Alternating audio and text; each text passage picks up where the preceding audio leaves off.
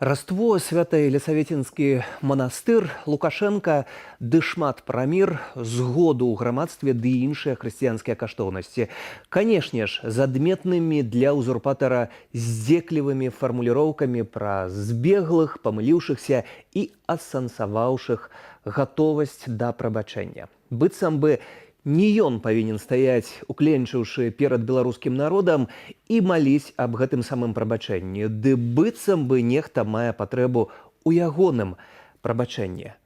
Адметная і дэкарацыя да фарысеяўскай прамовы, ківаючыя галовы на любую бздуру іерархіі БЦП, ды іх і сам манастыр, які стаў сапраўдным гняздом рускага міра ў Беларусі. А Лукашенка зняты аператарамі так, каб быць на роўных з выявамі на іконах. Прысутным не перашкаджала. Падрабязней пра актыўнасці персаналу свята-Елісаветінскага манастыра Уладзіслаў Корсак.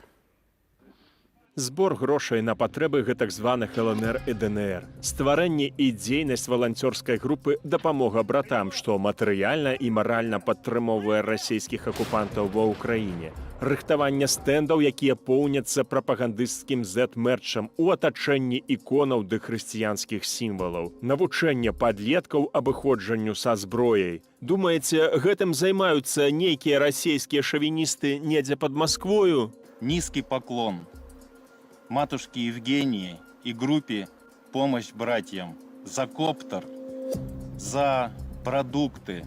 Не, гэта проста апошнія навіны з дзейнасці свята-Елісаветінскага манастыра, што ў Менску. Такія актыўнасці расквітнелі пасля паўнамаштабнага нападу Расіі на Ўкраіну. Пахваліў за іх дзеячаў манастыра і асабіста Лукашенка падчас свайго візіту туды на праваслаўнае раство. Помогли людям, которые в этом нуждаются на фронте.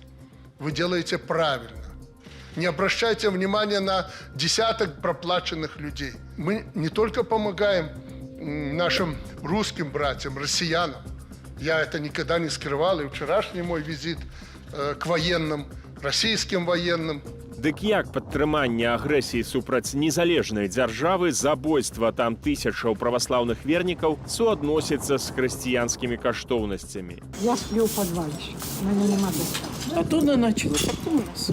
И такие, ой, не дай никому. Святар Александр Шрамко лічыць, што лакаматыў шавіністычных настрояў у манастыры мясцовы протэірэй Андрэй Лемяшонак, вядомы адпаведнымі поглядамі яшчэ з 70-х гадоў. Такое, можно сказать, заповедник русского мира. Галоўны там у гэтым манастыры. Фактично он игумен, хоть это и женский монастырь, але он там галоўны, и он, этот отец вот, Лемешонок, и он является таким рьяным поборником русского свету и навокал таких режимов я Путина и Лукашенки. Згаданая валанцёрская група «Дапамога братам» створаная з ініцыятывы і бласлаўлення менавіта протэірэя Лемяшонка. Група ў тым ліку піша лісты на фронт расійскім салдатам. На канвертах надпісы «Дорогому солдату із Белої Русі, Білорусії». Там створаны рэальны культ яго асобы, і за кошт гэтага ён мае там усе рычагі ўлады, і за кошт гэтага транслюе і прапагандуе свае погляды. Ён займае цалкам пра лукашэнаўскую пазіцыю, правадную пазіцыю, за кошт гэтага, яго ніхто не чапае, ён можа праводзіць там і займацца чым заўгодна. Вы ж ведаеце, як у нашай краіне все гэта робіцца. У майстэрнях свята-Елісаветінскага манастыра вырабляюць посуд, сувеніры, адзення. Прадукцыю гэту вы маглі бачыць не толькі ў Беларусі. Вырабы манашак дабіраюцца нават да Італіі. Аднак праз пазіцыю манастыра аб вайне ва ўкраіне апошнім часам з паездкамі ўзнікаюць праблемы. Гэтак гарадская рада брытанскага Уінчэстера летась не дапусціла свята-елісаветінцаў да ўдзелу ў мясцовым калядным кірмашы. Безумоўна, свята-Елізаветінскі манастыр гэта першы манастыр, куды нельга ні хадзіць, ні спавядацца там, ні прымаць удзельнічаць у таемствах, таму што гэты манастыр ён жыве за кошт людзей, якія не купляць нічога, не хадзіць на фестывалі, які арганізуе гэты манастыр, не набываць нічога, не падаваць запіскі там, ну, біць рублём просто па гэтым манастыры для того, каб все ж таки да іх нешта дайшло. Пікетавалі намёт з прадукцыяй манастыра і ў Варшаве. Мы приехали просто гандляваць духовнымі таварамі. Усе пытанні па пазіцыі Андрэя Левішонка, па ДНР, ну, па рускасветнай дзейнасці яны ігнаравалі і казалі, што мы не прыйшлі, мы гэтым не займаемся. Акрамя таго, рух распачаў кампанію супраць свабоднага гандлю за межамі Беларусі з кампраметаванага Елізаветинскага манастыра. Першым этапам мы даслалі лісты звароты да польскай праваслаўнай царквы і да прадстаўнікоў каталіцкага касцёла, тому што мы выявілі, што яны гандлююць не толькі ў праваслаўных месцах, але і ў каталіцкіх. То бок іх і ў Шэнстахове, і ў Познані, і ў іншых гарадах. Другім этапам было стварэнне петыцыі, пад якой мы зараз збіраем подпісы, каб быў бачны ціск грамадства. І вось пад гэтым ціскам грамадства былі нейкія, ну, крокі прадпрыняты.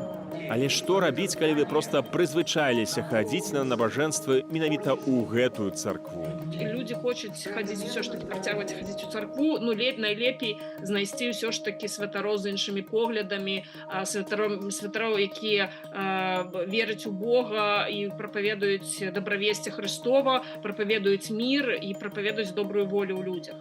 Між тым у Беларусі працягваюцца рэпрэсіі супраць праваслаўных святароў, якія маюць смеласць называць рэчы сваімі імёнамі. Сёлета 5 студзеня ў Менску быў затрыманы клірык прыходу іконы Божай Маці ўсіх тужлівых радасць і іерэй Дыянісій Карасцялёў. Затрымалі святара па даносе. У сваім прыходзе ён памаліўся за абаронцаў Украіны. І што на гэта беларуская праваслаўная царква?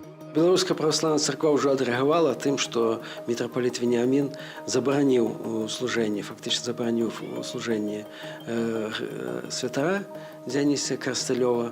Такім чынам ён проста стаў на адным баку з уладай і фактычна так само прыняў удзел у рэпрэсіях супраць гэтага святара. На вялікі жаль кіраўніцтва таксама і беларускай праваслаўнай царквы па тых ці іншых прычынах уцягнена ў гэту рэпрэсіўную сістэму.